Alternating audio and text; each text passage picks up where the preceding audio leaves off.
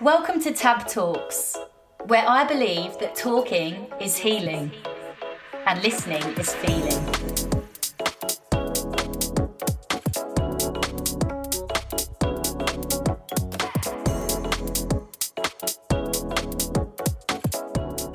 This is my first ever podcast.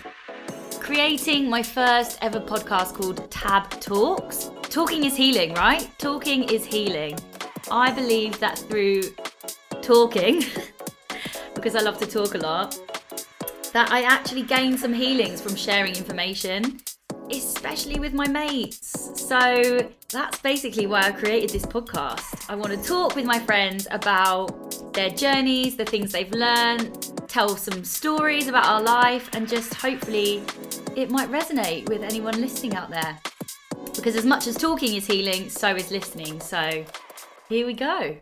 So today on Tab Talks, I've got my amazing friend Roxanne here to speak with us about all things healing, specifically Theta Healing, which is a technique that we both learned and has tremendously helped us. And we are both now professional practitioners in Theta Healing. So we wanted to spread the word a bit more about this technique because a lot of people don't really understand what it entails. So, Roxanne, welcome. Lovely to meet everybody, all of the people listening. First of all, we'll talk a little bit about how we met. So, yeah, we met at a club skating. I think we had a sparkly outfit to wear, pair of sparkly hot pants to wear to twirl around some disco club, didn't we? Yeah, we did. But I had never done the freelance skating in the club around lots of people in my personal space. And you really helped and coached me through it. And that's actually been a bit of a metaphor for life. You've helped me with many things. And then actually, when I decided to do my Theta Healing training, and then lo and behold, the course that I was about to start, you were assisting on the course. Yeah, I absolutely loved assisting because every time I assisted the courses, I'd always learn something more. So much to learn. So I'd always like volunteer and go in and assist because yeah, it's changed my life, for the better. I still can't believe how good it can get. Like, No. when you're looking for something all your life, and it's all like, I think we've had quite good lives, haven't we? Like traveled the world with work and done dancing and roller skating but there always felt like there was something missing there, like I feel like I was getting life. And actually through Theta Healing, I found that. And yeah, it's been an honor going through the journey with you as well, like seeing your life transform as well, because I think that's the best part, isn't it? When you just see people's lives improve through this healing modality. It's like, wow. Exactly. It's amazing. And I think with us, since you were already assisting, so you'd already done a lot of training. I was there fresh-eyed, hadn't got a clue what I was really getting into, just was really feeling like I should be there. I think the first lesson with the amazing Vanya at Silverton was just, I just sat in that room and I thought, I wish I'd known this all my life. I wish this had been my school, talking about fairies and angels. I mean, it's deeper than that, a lot deeper than that. But I just felt, oh, wow, someone is validating all the things that I have been feeling through my life and didn't know how to process. Yeah. It was really magical.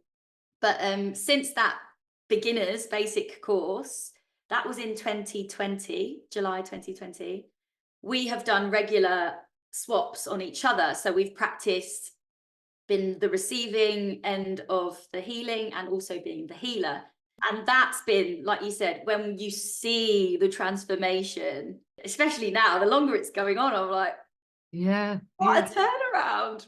I feel like I'm hitting my glass upper limit. There's a book called The Big Leap, and it talks about hitting your glass upper limit. I think it's Gay Hendricks is the book, and you hit your glass upper limit. Like I've had the good life with the dancing, like on cruise ships, traveling the world, and roller skating, and doing all these fabulous jobs. And I went through a bit of a dark night of the soul, and going through that, I've rebuilt my life. And then to now I'm hitting my glass upper limit of, I'm like, oh my God, I can't believe how good things are getting. Like, I just still can't believe that it can get any better, you know, like friends I'm making, the clients that are coming in, it's like the most wonderful people on the planet. Like I feel like I'm meeting these wonderful people and making these lovely connections. And like it's so humbling that actually instead of you know, when you're like, obviously it's our brain that chooses to spiral down and choosing the drama and the pain and the suffering and the misery and the anguish and the heartache and the heartbreak and the abuse. So on some level I was choosing that to spiral down and learn from that. Flip side, when you learn theta healing, even just in the basic, it's like, oh, I don't have to choose the negative rubbish. I can actually choose how to lean into love, lean into faith, lean into happiness and joy, and spiral upwards. It's like, how much more happiness can I have? How much more success I can have? And it's not like in they call it the hungry ghost of more, the thirst of never being satisfied. Like I feel very satisfied now, like with life. But actually it's quite exciting how much more can I expand into love? How much more can I connect to people deeper in love and joy? And it's like, oh, I didn't know this. I was living my life in drama, and I needed to get over it, you know, get over pain and suffering and get over it, like a Yeah, movement. totally. Resonate a lot with that. It's similar to what I say about when I stopped drinking alcohol, which you have been a huge part of that journey for me. But that, I just keep saying, life just keeps getting better and better. When I think I'm at my peak, I'm like, this is life, this is amazing. It just gets up levels. I just keep thinking, when does it stop? But in the best way. In the best way. So our mission is to share this with people who feel really stuck and really low and in a place in their life where things are not changing. We just really feel so passionate about it to share that truth with people, don't we? But that's it. It's like when we've got to remember that there's expansion in the universe. Like when a star explodes, it expands, and we can choose to connect to that energy of expansion instead of staying in the contraction of lower frequencies like anger, hate, jealousy, resentment, fear, because that's the contraction of being stuck in life. But actually it's like we have the power within ourselves, because we're divine sparks of creation. like I think it was I saw Deepak the other day in London, and Deepak. he said about, like, imagine how tiny Earth is and the matter on Earth, and that's the density on Earth, how small that is. But imagine the vastness of the expansion of the universe, how big that is. So our little problems, like, are very, like, you know, we create them in our brain, like our stinking thinking. It's Stinking thinking. like we're not our thoughts. We are not our brain. We are not our negative thoughts and feelings. We are not that.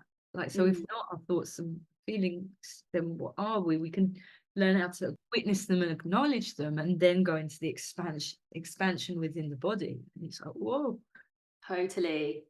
And for people that have no idea about Theta Healing, we've just gone off so excited about it, but we should explain we should explain what it is, what it actually does. And I know with people with the word healing and spirituality, people do get a bit resistant and feel uncomfortable about that. But I will just explain why I loved it. And for me, doing healing, it was something tangible I could logistically in my head understand, because we were releasing limiting beliefs that were holding us back in life. And it was interesting to see the way I had behaved all my life. I'd had some of these limiting beliefs, but it was really easy because you could simply go into meditation, be guided in meditation, connect up to source, to the energy, to creator, to God, however that manifests for you, and just simply acknowledge you had it and just let it go. And that was the magical thing. It was just, oh yeah, I have been behaving like that. That is a limiting belief. Are you happy to let it go? Yeah. off it goes, and then just bringing in all the positivity and new mindset. So I did like it because it was quite mental for me, and I understood it as a human. It didn't feel so airy fairy, quote unquote, spiritual for me. It felt quite coaching and quite real. Yeah, yeah. But how would you explain Theta Healing? You'll probably give it a better explanation than me. No, so pretty similar to yourself. There's I think for the science buffs out there, the people that don't like, because I know the word God does trigger people, or higher power, universe, even the quantum field. Like in science, there's the quantum field, and there's epigenetics of changing our DNA and things like that. But like we go into the theta brainwave state. So in the theta brainwave state, that's when we're just about to nod off and fall asleep. And that's where miracle healings can actually take place in the body. So just in the time when we go into the theta brainwave state, so actually, as practitioners, we guide people up to the seventh dimension, the seventh plane. So on this energy, a lighter frequency. So we have denser frequencies here on Earth. And as we go up through the paradigms or the dimensions, it gets lighter and lighter and lighter. So as a practitioner, we guide people up to the seventh plane in the theta brainwave state. And then as a psychic, or as a psychic healer, we feel, we see, we hear, we channel the knowing and witness. Like we get the channeled message, or we hear the message, or we see the message, to release the subconscious negative limiting belief. And the subconscious negative limiting belief is, we have our conscious thoughts that we see. So when you're driving, you can see your conscious thoughts, but the subconscious thoughts are like the ones in the wing mirrors. You just can't see what's behind you in your blank spots, in your dark spot in your wing mirror. You've got the blind spot there. And that's in the subconscious mind that maybe we're not aware of, that on some level, when we were little, we created the beliefs that we're unworthy of love. It's showing us, it's like our little thermostat is set to, I'm unworthy of love, and then that's what we attract, and we can't figure out why. And so as healers, we see on all four levels. Would you like to explain about the four levels? Because there's four levels of the belief systems that we go into as psychics and healers. Yes. And like what you said as well, super important, is that we are the healers or the practitioners, but we do not do the healing. Yes. We witness you, the person receiving, heal yourself. That's what's so cool about it. It's actually down to you as the individual to heal yourself. Yeah, it's your soul. Yeah. And you allow it to come in, and you can allow it to release. So yeah, the four levels we test muscle tests using kinesiology. Interesting, but I won't go too much into that, but that's quite an interesting way to have the validation of the belief in the body. And we muscle test one belief, for example, I am worthy of love. And we'll test it on a core level, which means it's your level, your human experience level of what you've learned in life. And then we also test it on a genetic level. Has it come from your parents? Has it come from your lineage? Has it come from your family line? And we also test it on a soul level, which is past lives and different dimensions and whatever your soul has been through. And the last one is a historic level. So big dramatic things that have happened in history, like wars. So that's how it works. It's so interesting, so interesting. We could talk about the ins and outs of it forever, but that is the gist of it. I wanted to give an example of one of the healings that I had that was one of my most interesting and profound. So I was on the course at this time learning, and that's when a lot of the really big healings happen. And the lady that was practicing on me, she had found a belief in me that was, I have to work hard for money. And so when she said it, she said, aha, I've intuitively seen it. You've got this belief, you have to work hard for money. And muscle tested it. Yes, I had it. And I was really proud of it. I was so proud of it. I was like, yeah, that's a great belief. Yeah. And she just laughed in a kind way, because we were having this kind of space chat. And she just said, yeah, so she just said basically that, do you want to hold on to that? That's quite a detrimental belief to have. And I was like, no, it's not. It's a really great one to have. I have to work hard for money. My mum's always worked hard for money. My dad's always worked hard for money. We are a hardworking family, and I'm super proud of that. And she just said, but it is limiting you because you don't have to work hard for money. And my brain could not comprehend. It was like all the cogs were going. I was like, I'm so confused. And I still felt that this was not a bad belief. This was not bad, but limiting me. She then went on to give some examples. So she said, you know, if you inherit lots of money from a family member, have you worked hard for it? And my brain was just ticking, ticking, ticking, like, oh no. But it didn't fit my belief that I'd lived with my whole life. Then she said, you know, if you make money clicking a button on crypto and your money doubles in 1 second, is that working hard? I was just thinking, no, it isn't working hard, but that doesn't fit with my strong, strong belief that I have to work hard for money. So she said, you know what, we're going to keep the hard-working element of that, because you don't want to lose that. That's a really good thing to have. You're a really good hard worker. We're just going to separate the two so that you don't have to work hard for money. You can work hard when you choose to work hard, and that's a nice quality to have, but you don't have to work hard for money. So I said, okay, I'm happy with that, because it's always about giving permission and what you're happy with. Yeah. So I was happy for her to separate the two, and she did it, asking with the help of the energy, and I obviously released and allowed it to go, and new programs to come in. For example, I can make money really easily. Money just arrives in my life with ease. I am allowed to work hard when I choose to. And all these different downloads, I can't remember all of them now. But after that, my life was so different. I I couldn't believe it. I was just in awe of Theta Healing, and that is what made me continue the rest of my practitioner trainings. Then I ended up getting some random inheritance, just popped in my bank, family member rang, chunk of money, and I was like, that's too similar to what's just happened. That was about a week after.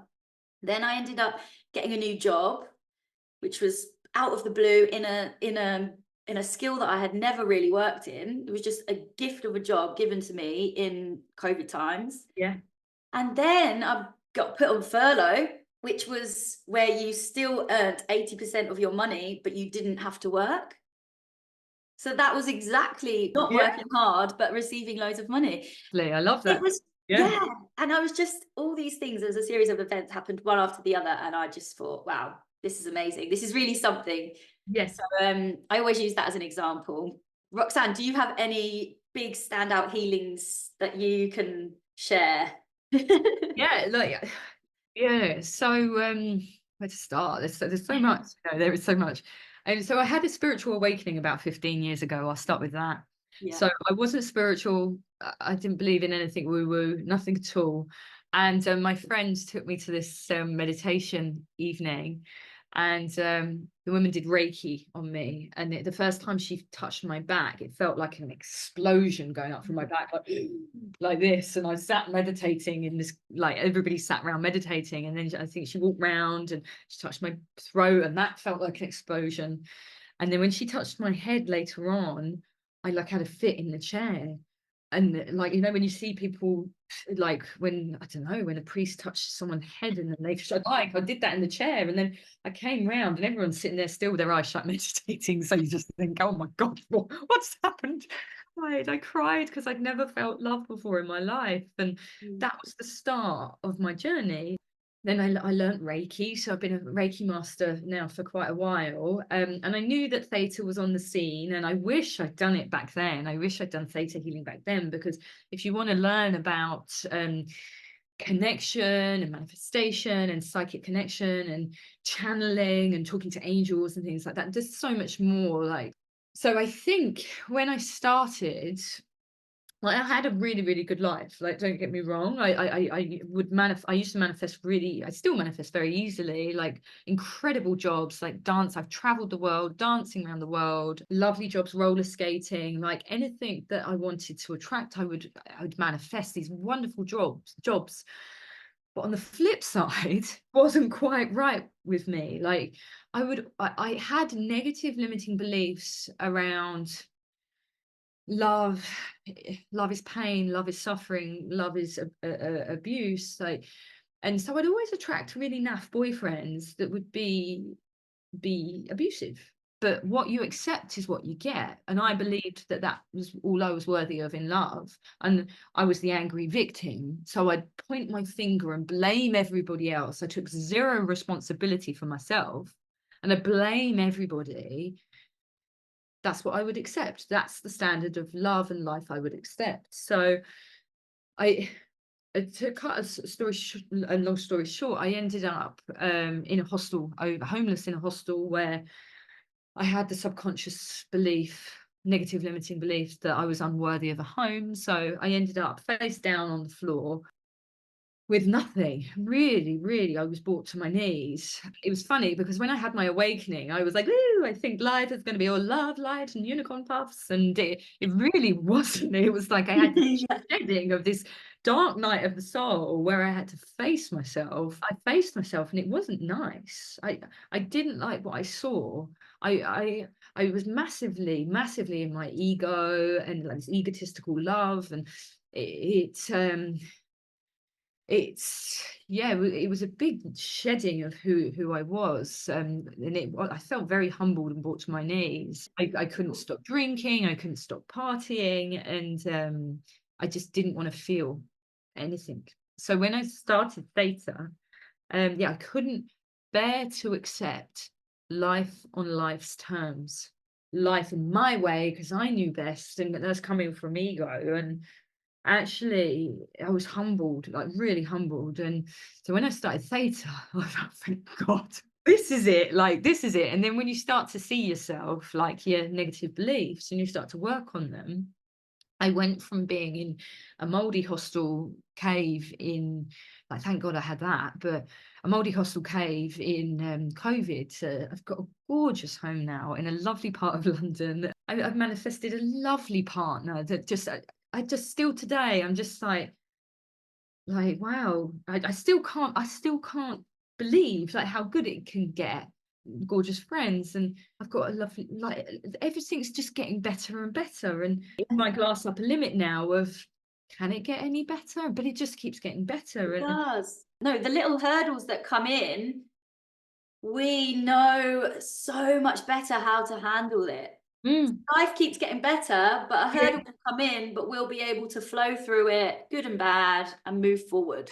yeah, one of my old teachers, he said GOI, get over it, like, you know, just like, and that's tough love, you know, like, get over it, like, stop being in the drama, stop being in the problem, and just be more in the solution. Like, yeah, get over yourself, get over it. And I was just like, oh, when I was like, oh, poor me, like, I know it's like I've been through some really bad stuff, and don't get me wrong, it's like you can have compassion for yourself and forgiveness of yourself for being in that, because it is painful, it is deep and dark, and I've been to the depths of hell and had a look around there for love, and I was looking in hell for love, and being angry at, why can't I find love in hell? And it's like, I didn't know all of this stuff. So like there is a deep compassion now down for myself, that you don't have to go through all of that pain and suffering to learn about love. You don't. It's, we choose.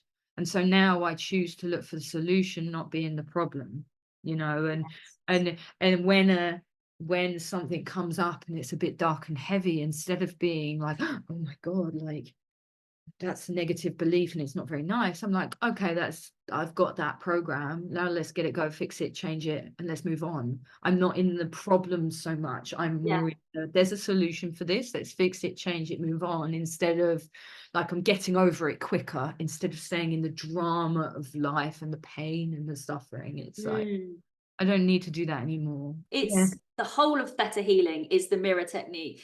So my shaman, once I'd studied some theta, I then wanted to go a bit more into shamanism to get the real contrast of the earthy energies and then the high vibe, love and light stuff. And my shaman, he just said, everyone and everything in your life is a mirror. And I just couldn't get it. I couldn't understand it. I couldn't grasp the concept. And I found it really like triggering. I don't want, like, if I find something annoying in someone else, I don't want that to be reflected back to me. But it is. I have that belief that has attracted this into my life. To heal it, yeah. So as self-healers, we can transcend it. The more we accept our flaws, that is so powerful. That's the first bit, accepting your flaws, accepting that we're all flawed. It can't offend you as much because you already know the flaws that you have, can make better choices, manifest better relationships, better things that mirror nice qualities back to you, actually. But I love that, GOI, get over it. Yeah, and that's Honestly. happening for you. Everything's happening for you, good and bad. Nothing is happening to you. So when you come out of the victim mentality of, oh, she did this to me, she did that, or he did that to me, or he actually, no, you accepted that. You, on some level, you accepted that. On what you accept is what you get. So if you accept bad behavior from people, that's on you. Like, you've got to say no. And the choice is to say no. I don't accept that behavior from somebody. And that's how then the more we say no to lower frequencies and like lower behaviors from people, the more that we can ascend upwards and allow space for new people to come in that might teach us nicer, softer, higher, better lessons instead of these denser lessons that can be painful. Because then when you look at yourself and you're like, wow, am I like that? Like, yeah, and you are going to have to go through the uncomfortable feeling, aren't you? No matter what, to keep getting life that becomes better and better, you have to sit with the uncomfortable feelings of, oh gosh, I have accidentally or subconsciously been acting this way, and that's not cute. It's embarrassing sometimes. You're like, oh god, really, am I like the GOI? Get over it. It's just like, oh, okay, what, like I see that and I need to just change that. That's okay. I have the tools in Theta Healing to just change and transform it very effortlessly. It's like, oh, okay, like oh, I see that I did this in my past life. It's like, oh, that wasn't very nice, but actually I learned my lessons from that. And now I can move on from that. I never have to attract that anymore into my life. And once the lesson's learned, you can keep the lesson, the wisdom from that lesson, but you don't have to keep repeating the lesson once you know that you've learned it. Yeah, the drama and the trauma of something. Yeah. I also wanted to mention, so in the first episode of Tab Talks, I talked about quitting alcohol with my brother. And we didn't even intend to do it together, actually, but amazing that we did. But you, Roxanne, have been a huge part of my sobriety journey. And you do get a little mention. I think I said about how I called back a few friends and said, thank you for making me check myself. Because I had times where I used to message you or speak to you and or come for a healing and just be like, oh, why do I feel so low? This has happened to me. And I had a terrible night the other night. I had to do this difficult thing, and you would just say, was booze related to that? Me drinking? No, God. Stay in the drama of it, because with alcohol, it's a funny one, because people, even if they're not drinkers and they just binge drink at the weekend, just binge drinking, or even, oh, I only have a few on a Friday night. Nobody then wants to look at themselves with that, because socially it's normal, like everybody drinks, but actually there's a whole other paradigm of people that don't drink and don't do that at the weekend, and they don't do that, and it's been the best. They say, I always say that I've never heard a sober person wish that they drank. They're more just like, oh, I wish I'd known this earlier. But you hear so many people that drink wish they didn't. There's the consequences to drinking, and it's always awful. And this is what I think, I'd come to you multiple times, and it was getting a bit embarrassing, actually, that I was feeling low again after the weekend. And you just said to me, you were quite not harsh, but I loved it. Yeah, had to cut Exactly. through, because the ego on some level is like, no, it's not the alcohol, but then also the energy and the entity of the alcohol is like, stay with us, don't want to ascend. It's not the drink, it's not the drink, and it whispers in your ear, it's not the drink, and the brain is like, it's not the drink, it's not. I had to cut through it with people with the alcohol, because nobody wants to hear it. No. People get offended. I didn't want to hear it at all. No, and you know what you said? I think you said, Tabby, none of this would have happened if you weren't drinking. You wouldn't feel low if you hadn't been drinking on the weekend. And you were like, you keep feeling like this regularly. None of this would happen if you stopped drinking. And I just, you get triggered, but inside there is a part of you that knows that's true. Yeah. And I did act on it a bit, on and off, a couple of months sober, then back to it. And you must have just been sitting in the wings like, oh, eye rolling. But yeah, 3 years later, I did contact you and just say, thank you so much at that time. But when I couldn't see it myself, you could see the potential and I could do it. And life is so great. Yeah. It's so great without it. Yeah. I think what the alcohol brings is unmanageability. So there's so many negative consequences to drinking. Like, even if it is just spending the day in bed with the Debbie Downers, depressed, it like messes up your chemistry in your body. Even just a few drinks messes up your brain chemistry. Body doesn't trust you as much, and then you've got low self-worth and self-esteem because you're poisoning yourself. And then you're feeling, oh, low self-worth, low self-esteem, and then you've spent all your money, and then you spent too much money, and so there's the money stuff there as well. And then you've had an argument and screamed and shouted at a friend, or lost your phone, and then you've fallen over and banged your knee, and you've got a cut on your face, and all these, the unmanageabilities when you're just unmanageable when you're drunk, and and then you put yourself in danger. Some people just can have one or two, and then there are some people that can't, and they say one is too many and 1,000 is never enough. So if you get that thirst, like once you've had one and then you can't stop, and then they say you can't finish the bottle and then you want another bottle, and you shouldn't really be drinking. If from my opinion, the consequences of that are catastrophic in your life, absolutely huge, because then you're not really yourself for 3 days, 4 days a week after you've finished that night of binging.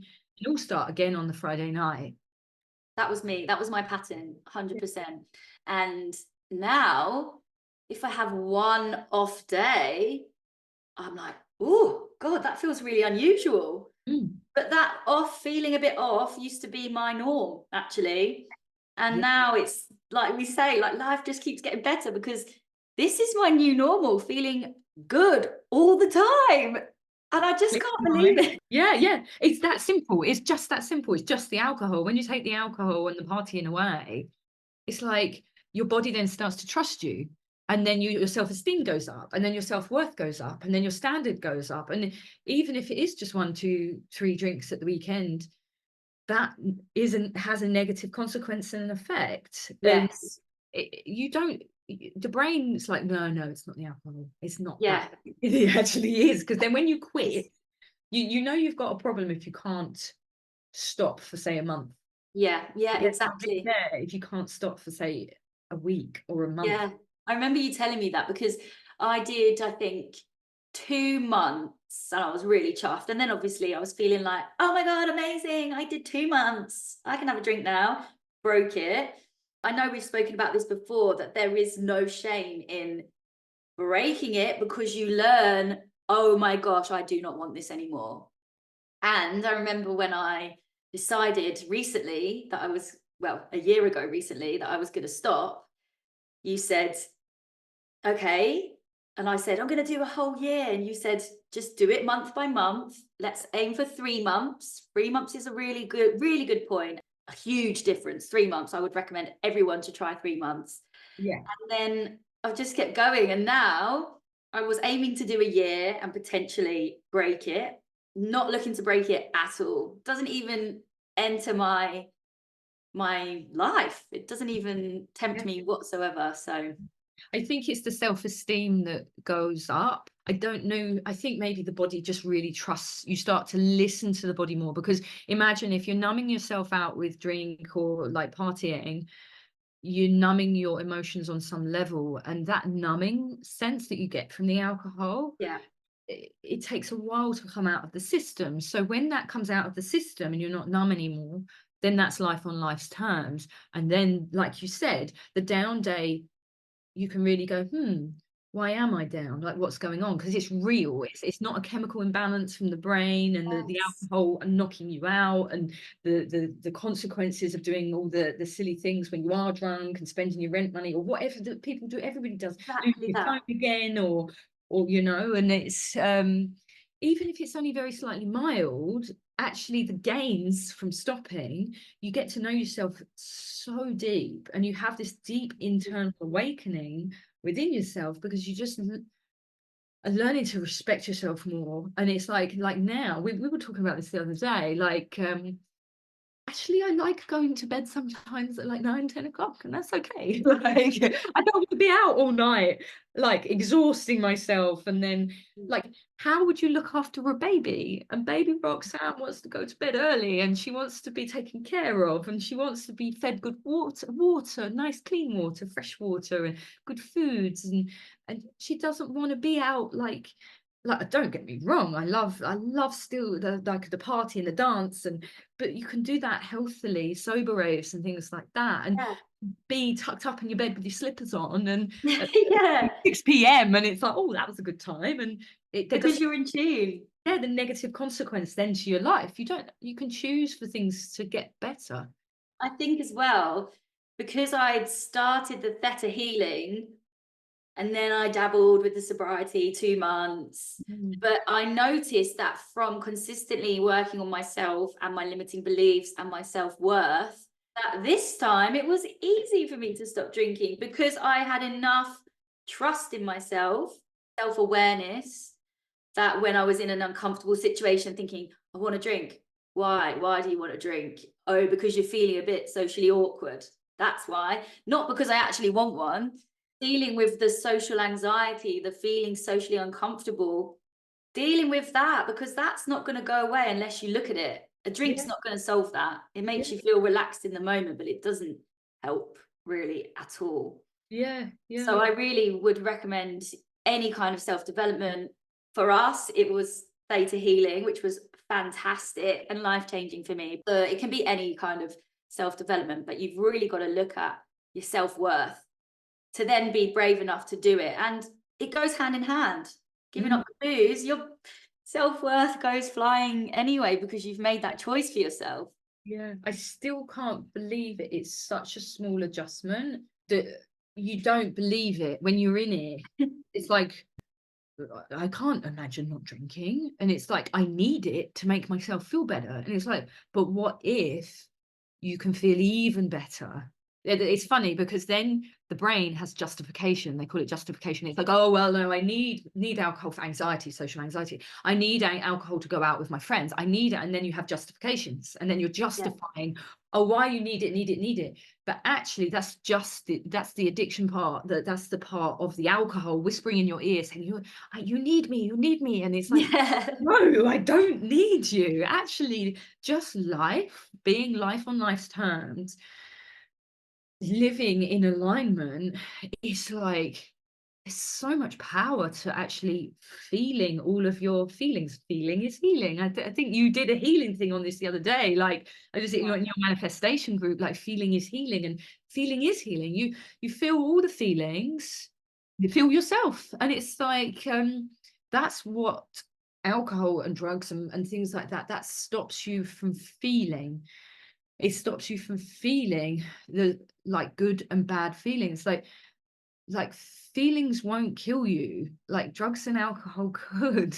Yeah. Why Yeah. why would you even chance poisoning yourself? When you break it down to that, there's no justification in the world that justifies poisoning yourself and harming yourself with something that can hurt you. Like, anytime because my brain still sometimes goes, oh, go on, you're missing out. Oh, and your brain will go, oh, you can just have one. And then you're like, oh, okay. Like, no, I can't. No, yeah. If I'm honest with myself, I can't have one. I'm that person. I'm that girl that I can't have one. And if I'm honest with myself, I've never been that girl. I didn't want the party to end. I didn't want to be on my own. I didn't want to feel my feelings because it was unbearable to feel life on life's terms was horrible. I didn't want that life. I wanted to run my life on my own will because I knew best. But actually, when I surrendered my will and my life over to a care of a higher power, you know what? The higher power, God, creation, universe, quantum field, love, actually wants the best for me. But Exactly. me, if I get in my own way, I can cause havoc. All of us can, knowing the flaws and feeling the flaws and making different choices. So yeah, I think I want to leave it on that point. And the GOI, get over it. That is the thing I'm gonna take from this podcast anyway, because just get over yourself. Tough love, because people are like, oh my God, but you've had some really, really horrible, awful things. Like, that's a bit savage and harsh. But actually, like, imagine if, like, I've been through like abusive situations. Imagine if I'd stayed the victim and I didn't get over it. I'd be miserable. I'd be still hurting myself with alcohol. I'd still be blaming everybody else. I'd still wouldn't take responsibility for my side of the street. And by me getting over it and just honouring and accepting, okay, that happened. It wasn't very nice.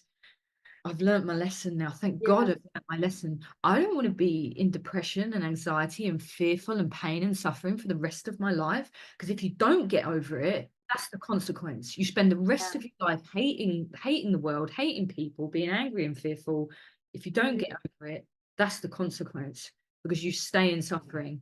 Not only have you gotten over it, you've transcended it all and transformed it into helping others. I like to think I could have been able to be sober on my own, but I had a lot of help from you. You hadn't gotten sober, would I have gotten sober? Like, who knows? And all the people that we both are trying to help through healing and making better choices, hopefully we'll be grateful that we did get over ourselves. But thank you so much, Roxanne, for coming on and sharing so much of your truth. It will definitely resonate with people. I'm undoubted about that. So thank you so much. Thank you for having me. Thank you for the universe for being here, just blessing everyone with love and golden nuggets of healing and truth. And like, Roxanne, do you have any socials that you'd like to share in case people would like to get in touch with you? So it's Roxanne Hotchkiss. I absolutely love supporting clients through life transformation. I'm very passionate about that because I've been through the journey myself. I'm available, like, just drop me a DM or a message. I'm open to connect, or a discovery call as well. Open to jump on the call and support people through their journey too. So, and I'll pop your Instagram in the description. Roxanne is a truly powerful, amazing healer, and I'm blessed to have even worked alongside you and have you as my friend. So thank you so much, and we will speak to you soon. If you want to see more of what I'm up to, please give me a follow on Instagram @TabithaCamden. Thank you so much for listening today. I super enjoy recording these podcasts. And if you've enjoyed listening, please hit that follow or like or subscribe button